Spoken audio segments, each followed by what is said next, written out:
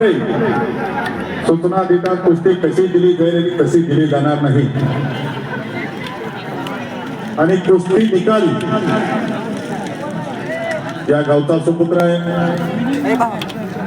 सगळं गाव बसले वाट बघत एनके गावचा सुपुत्र कुस्ती खेळणार म्हणून.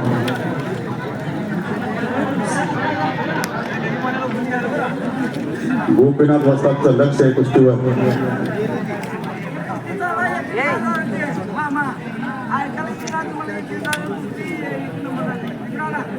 राजमाता पुरस्काराचे मानकरी महेंद्र देवकते यांचे बंधू जितेंद्र देवकते यांच्याकडून माझ्या आवाजाचा आणि उत्कृष्ट क्वालिटीचा कौतुक करून मला 100 रुपयाचं बक्षीस.